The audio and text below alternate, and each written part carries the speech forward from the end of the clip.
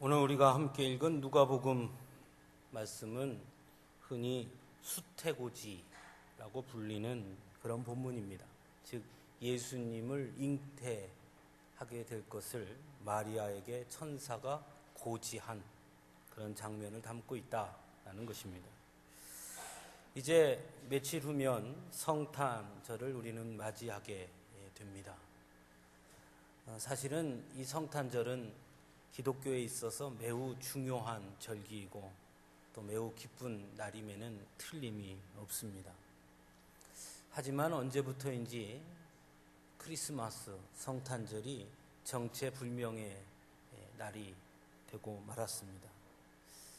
흔히 크리스마스 그렇게 부르지 않고 엑스마스 이렇게 하죠. 그 앞에 X는 영어 알파벳 X와 비슷한 헬라어의 문자를 뜻하는 것으로 크리스토스, 즉 그리스도를 뜻하는 첫 말이 그 글자입니다. 그래서 크리스마스를 축약해서 짧게, 그래서 엑스마스 이렇게 쓰는 것이죠. 그런데 실제는 진짜 엑스마스가 된 것 같습니다. 여러분, 엑스가 뭡니까? 뭔지 잘 모르겠다는 거예요. 그게 X죠. 답이 없다, 값이 없다. 그걸 X값이다 이렇게 말하죠. 오늘날 우리 성탄절을 보면서 엑스마스, 즉 도무지 정체를 알 수 없는 기념일이 되고 말았습니다. 젊은이들은 엑스마스, 성탄절에 자기네끼리 축배를 들고 선물을 나눕니다. 도대체 왜 서로 선물을 나누냐고 물으면 성탄절이잖아요 이렇게 답을 합니다. 그럼 성탄절이 뭐냐? 그러면 그건 잘 모르겠어요 이렇게 답하죠. 예수님이 있어야 할 가장 높은 영광의 자리에는 산타 할아버지가, 또 예수님의 어머니 마리아가 있어야 할 자리에는 루돌프 사슴코가 그 자리를 차지하고 있고, 동방 박사들이 정성껏 드렸던 향유, 모략, 유황 대신 각종 선물과 각종 카드들이 남발하는 정말 정체불명의 날이 크리스마스가 되어버린 것 같다 하는 생각을 하게 됩니다. 그렇다면 정말 성탄이 우리에게 주는 의미는 뭘까? 그것을 다시 한번 깊이 생각해 볼 필요가 있지 않을까 생각해 봅니다.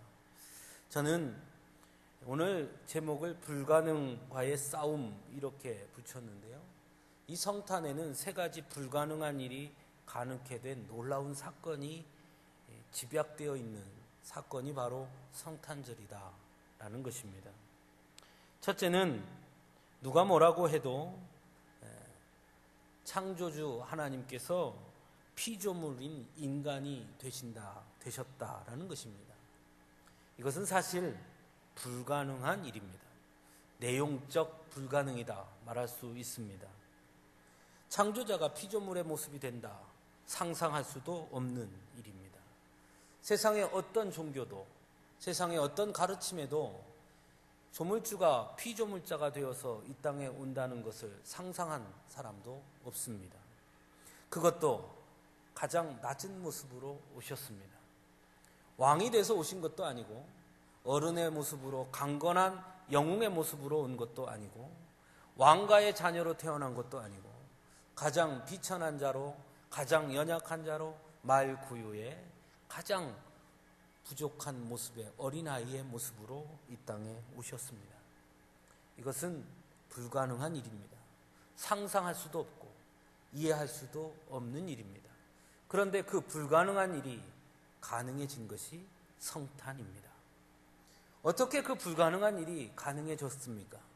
그 이유는 단 하나입니다. 바로 하나님의 사랑이 그 불가능을 이기게 하는 것입니다. 인간을 사랑하신 그 하나님의 큰 사랑이 불가능하다라고 생각했던 그 불가능과의 싸움에서 하나님으로 하여금 승리케 하시고 이 땅에 인간의 모습으로, 피조물자의 모습으로 이 땅에 오신 것. 그래서 성탄은 불가능과의 싸움입니다. 하나님께서 인간을 사랑하셨기 때문에 그 사랑으로 불가능과 싸워 이긴 것, 그것이 바로 성탄의 의미인 것입니다. 또 한 가지는 누가입니다. 우리가 오늘 읽은 본문은 누가복음입니다. 예수님의 수태고지에 관해서 가장 정확하게 기록하고 있는 복음서가 바로 누가복음입니다. 누가는 우리가 잘 아는 대로 의사입니다. 여러분, 의사가, 처녀가 아이를 가졌다는 걸 믿을 수 있었겠습니까? 일반 사람들도 잘 믿을 수 없지만 의사인 누가가 그것을 인정한다는 것은 불가능한 일입니다. 누가는 누가복음 1장 3절에서 데오빌로에게 누가복음을 기록한 이유와 방법에 관해서 증거하면서 이렇게 말합니다. 내가 근원부터 자세히 미루어 살펴보아 이것을 기록합니다. 즉 처음부터 아주 꼼꼼히 자세히 잘 살펴서 사실대로 있는 그대로 내가 당신에게 기록합니다. 그것이 누가가 누가복음을 쓰면서 밝힌 자신의 누가복음을 기록한 목적과 이유, 방법에 관해서 밝힌 부분입니다. 그렇게 근본부터 따지고 살피고 자세히 살펴본 누가, 의사인 누가가 동정녀, 즉 처녀가 남자를 알지 못하는 여인이 홀로 아이를 갖고 홀로 출생을 했다는 그것을 어떻게 받아들일 수 있었겠습니까? 의사인 누가는 그것을 인정합니다. 오히려 마태복음, 마가복음, 요한복음에도 등장하지 않는 이 동정녀 탄생에 관한 기록을 거꾸로 의사인 누가가 가장 자세하게 기록하고 있습니다. 의사로서 인정할 수, 설명할 수 없는 일임에도, 불가능한 일임에도 불구하고 오히려 거꾸로 그는 더 자세하게 그것이 실제적 사건이라고, 실제 일어난 일이라고 그렇게 선언하고 있습니다. 자신의 의학적 지식과 과학적 분석보다, 세상의 가치보다 그는 먼저 하나님의 능력을 신뢰했고 하나님의 행하심을 그는 믿음으로 보았기 때문에 그 불가능할 수밖에 없는, 불가능하다라고 말할 수밖에 없는 그것을 그는 인정할 수 있었던 것입니다. 즉 누가복음에서 우리에게 보여주는 예수님의 수태고지 이 사건은 누가가 불가능한 일을 자신의 믿음으로 싸워서 이겼기 때문에 우리에게 기록될 수 있었던 말씀이라 하는 것입니다. 만일 누가가 자신의 지식과 과학적 분석을 바라보고 불가능한 일이야, 아무리 일어난 일이어도 인정할 수 없어 하고 부정했다라면 동정녀 마리아를 통해 예수님이 이 땅에 오신 사건을 우리는 알 수 없었을 것입니다. 누가가 믿음으로 불가능과 싸워 이겨서 기록했기에 오늘 우리는 동정녀 마리아에게 통해 예수님이 이 땅에 오셨음을 알 수 있게 된 것입니다. 세 번째는 처녀가 아이를 잉태한다는 사실입니다. 이건 사실적 불가능입니다. 즉 마리아가 느꼈을 불가능입니다. 사도신경에는 두 사람이 등장합니다. 여러분 사도신경 다 외우시죠? 거기엔 사람 이름이 둘이 나옵니다. 하나는 빌라도고 하나는 마리아입니다. 빌라도는 평생 동안 조롱의 대상으로 신앙을 고백을 하는 사람들에게 항상 불려지는 이름이고, 마리아는 사도신경에 기록될 만큼 가장 존경받고 축복받는 이 대상의 이름의 대표라 할 수 있습니다. 하지만 사실 마리아는 너무나 비천하고 소박한 여인이었습니다. 그는 나사렛 총동네에 사는 그저 한나 평범한 여인이었습니다. 그래서 오늘 본문 28절에 보면 이렇게 말합니다. 천사가 이르되 은혜를 받은 자여 평안할지어다, 주께서 너와 함께 하시도다. 가브리엘 천사가 마리아에게 인사하자 마리아가 이렇게 생각합니다. 29절입니다. 그 말을 듣고 놀라 이런 인사가 어찌함인가. 아니 어떻게 천사가 나한테 인사를 한단 말인가? 어떻게 나같이 이렇게 비천한 자에게 천사가 찾아온단 말인가? 나같이 이렇게 소박하고 아무것도 할 줄 모르는 연약한 이 나사렛 촌동네에 사는 이름 없는 여인에게 왜 가브리엘 천사가 찾아온단 말인가? 마리아는 이해할 수 없었습니다. 그런 마리아에게 더 중요한 말을 합니다. 내가 잉태하여 아들을 낳으리니 그 이름을 예수라 하라. 마리아의 대답은 이렇습니다. 나는 남자를 알지 못하니 어찌 이 일이 있으리까? 천사여, 나는 남자를 가까이 한 적이 없는데 어찌 그런 일이 가능할 수 있겠습니까? 그건 불가능합니다. 있을 수 없는 일입니다. 라고 마리아가 대답합니다. 사실 그 말 속에는 불가능한 일이라는 말과 함께 여러 가지 의미도 담겨 있을 겁니다. 첫째는 불가능한 일입니다. 또는 그건 있어서는 안 될 일입니다. 만일 내가 처녀가 아이를 잉태해서 성령으로 잉태해서 아들을 낳았다라고 내가 아무리 이야기한들 세상 사람들이 뭐라고 하겠습니까? 정신이 나갔구만. 미친 여자구만. 말도 안 되는 소리를 하는구만. 세상 사람들의 조롱과 세상 사람들의 핍박과 세상 사람들의 멸시를 아마 마리아는 감당할 수 없을 것입니다. 그래서 이 일이 일어날 수 없습니다. 불가능한 일입니다. 이면에는 있어서도 안 되는 일입니다. 라는 뜻입니다. 있어서도 안 되는 일, 있을 수도 없는 일, 감당할 수도 없는 일, 그것이 곧 마리아가 아이를 갖는 일입니다. 왜냐? 그는 결혼하지 않았고 남자를 가까이 하지 않았기 때문입니다. 그럼에도 불구하고 천사는 계속 말합니다. 그럼에도 불구하고 주께서 너와 함께 하신다. 또 말합니다. 35절에 성령이 내게 임하시고 지극히 높으신 이의 능력이 너를 덮으시리니. 성령이 내게 임하시고 지극히 높으신 이의 능력이 너를 덮으시니 하나님이 너와 함께 하시니 그러니 너는 그렇게 될 것이다. 불가능한 일이 일어나게 될 것이다. 이런 천사의 이야기를 들은 마리아의 반응은 실로 놀랍습니다. 38절에 이렇게 말합니다. 주의 여종이오니 말씀대로 내게 이루어지이다. 불가능한 일인데요. 있어서는 안 되는 일인데요. 있을 수도 없는 일인데요. 그럼에도 불구하고 주의 성령이 내게 임하고 하나님의 능력이 나를 덮으시고 하나님이 나와 함께 하신다면 나는 할 말이 없습니다. 말씀대로 이루어질 것입니다. 왜냐하면 나는 하나님의 자그마한 여종에 불과하기 때문입니다. 마리아는 자신에게 다가올 여러 가지 상황과 환경과 위기와 사람들의 멸시와 사람들의 핍박과 조롱, 그 앞에 말씀에 대한 순종을 내세워서 불가능과의 싸움을 승리로 만든 사람이었습니다. 성탄에는 마리아가 불가능과 순종으로 싸워 이긴 그 순종의 갑이 성탄의 의미 안에 들어있는 것입니다. 인간적으로는 불가능한 일이나 하나님이 간섭하신다면 아멘입니다. 인간적으로는 감당할 수 없으나 하나님이 하시겠다고 하신다면 저는 그저 아멘입니다.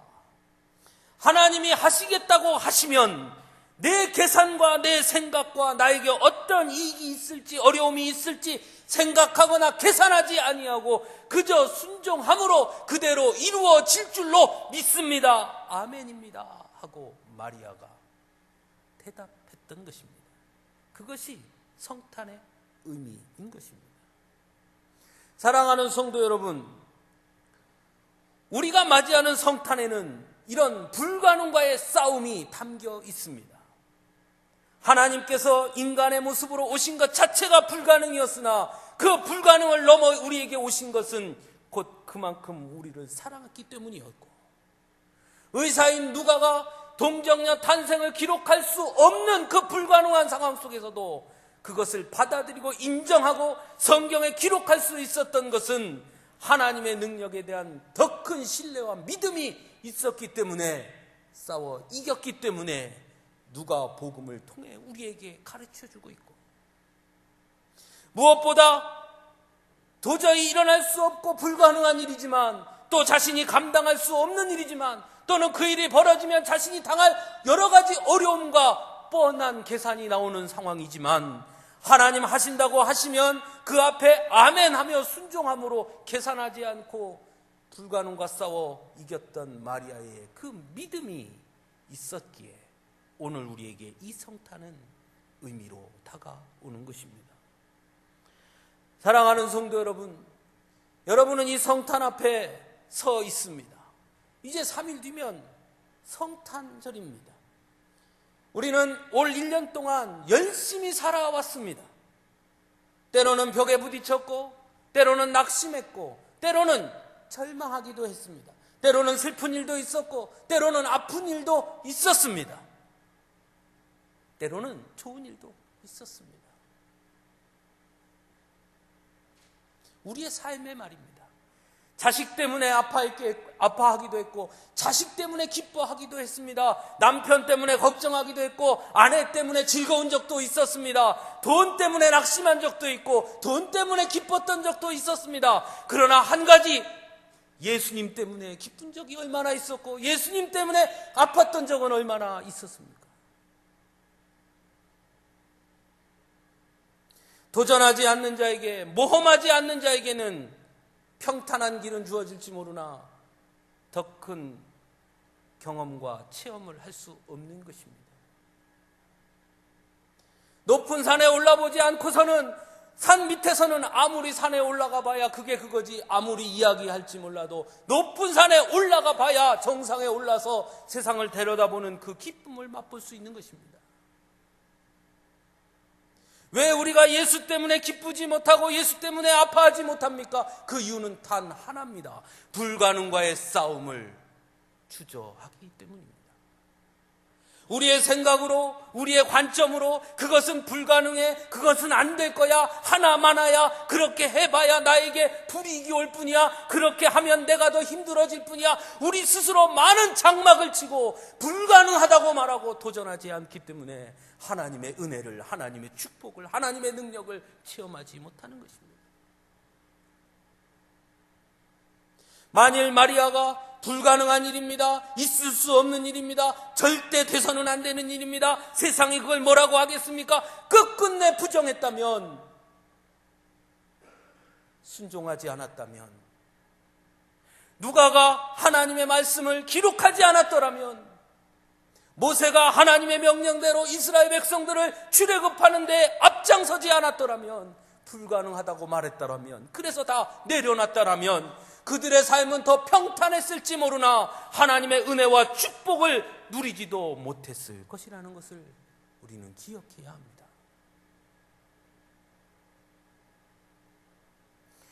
가끔 어떤 분을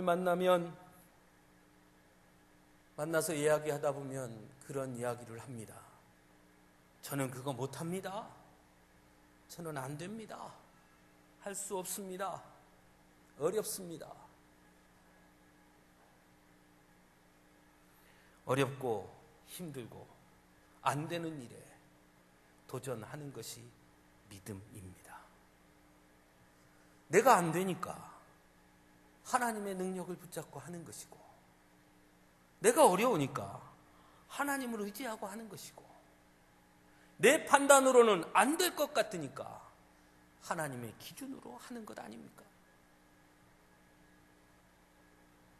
사랑하는 성도 여러분, 믿음은 불가능과의 싸움입니다. 세상적 잣대, 세상적 판단, 세상적 기준, 세상적 방식, 세상적 방법, 세상적 계산, 그 모든 것과 과감하게 싸울 수 있는 것이 믿음입니다. 그것이 믿음의 크기입니다. 얼마나 내가 그것과 맞부딪혀 싸울 수 있느냐가 내 믿음의 크기인 것입니다. 믿음이 있는 사람은 주저하지 않습니다. 나가서 부딪히는 것입니다. 홍해바다 앞에 조그마한 지팡이 하나를 들고 서서 그 홍해 넘실대는 홍해바다 앞에 서서 조금도 두려워하지 않고 지팡이를 내리치는 그 불가능과 맞서 싸우는 그것이 믿음입니다. 여리고성을 아무것도 하지 않고 그저 뱅글뱅글 돌면서 하나님을 바라보는 것, 그것이 믿음입니다. 미디안과의 전투에서 300명의 용사를 세워 횃불을 들고 항아리를 깨며 소리 질러서 결국은 승리하는 것, 그것이 믿음입니다. 골리앗 앞에 너무 어린 다윗이 돌팔매 들고 서는 것, 그것이 믿음입니다. 여러분, 믿음은 모두 불가능과 싸우는 것입니다. 여러분의 믿음은 어떠십니까? 안전한 길만 가려고 하지 않습니까? 그래서 우리는 하나님의 능력을 경험하지 못합니다. 믿음은 그 다음을 생각하지 않는 것입니다. 마리아는 그 다음을 생각하지 않았습니다. 자신이 선택하려고 하지도 않았습니다. 말 그대로입니다. 하나님이 하신다면 나는 그냥 하는 것입니다. 하나님이 그렇게 하신다니 나는 그저 말씀대로 될 줄로 믿고 가는 것입니다. 그것이 믿음입니다. 믿음은 순종입니다. 믿음은 사랑입니다. 하나님의 사랑을 깨닫는, 아는 것, 그것이 믿음입니다. 하나님이 인간이 되신다는 것 자체가 불가능한 일입니다. 그럼에도 불구하고 하나님은 친히 인간이 되셔 이 땅에 오셨습니다. 그 이유는 단 하나입니다. 사랑하기 때문입니다. 하나님이 여러분을 그렇게 사랑하십니다. 불가능을 뛰어넘을 만큼 사랑하시는 것이 하나님의 사랑입니다. 믿음은 그 사랑에 응답하는 것입니다. 하나님은 여러분을 그렇게 사랑하는데 여러분은 그 사랑을 어떻게 맞이하고 있습니까? 우리는 그 사랑에 어떻게 응답하고 있습니까? 2014년을 돌아보면 참 많이 사랑하기도 했고 참 많이 사랑받기도 했던 것 같습니다. 성도님들의 사랑도 많이 받았고 우리 가족의 사랑도 많이 받았습니다. 또 저도 참 많이 사랑한다고 애썼습니다. 하지만 1년을 돌아보면서 문득 이런 생각을 해봤습니다. 하나님의 사랑에 나는 어떻게 응답했지? 어느 순간 하나님의 사랑은 당연한 것으로 나는 받아들이고만 있지 않았는가? 하나님의 사랑 앞에 나는 어떻게 응답했고 나는 하나님을 어떻게 사랑했는가? 하나님을 더 많이 사랑하기 위해 나는 무엇을 했는가? 사랑하는 성도 여러분, 성탄절을 앞둔 이 시점에 여러분 하나님을 더 많이 사랑할 수 있기를 간절히 바랍니다.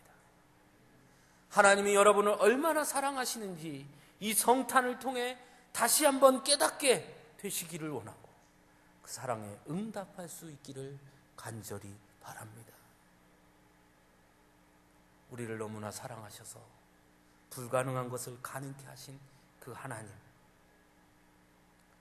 하나님의 뜻을 알고 불가능한 일이지만 믿음으로 기록했던 누가, 불가능한 일이고 감당할 수 없는 일이지만 하나님이 그리하신다니 그저 순종함으로 받아들였던 그 마리아의 순종, 그 믿음, 불가능과의 싸움이 오늘 이 세상을 살아가고 있는 우리들에게도 동일한 능력으로, 동일한 힘으로 주어져서 우리 앞에 놓여있는 세상의 불가능과 싸워 하나님의 능력을, 하나님의 계획을, 하나님의 뜻을 실현시키는 우리 모두가 될 수 있기를 간절히 축원합니다. 기도하겠습니다.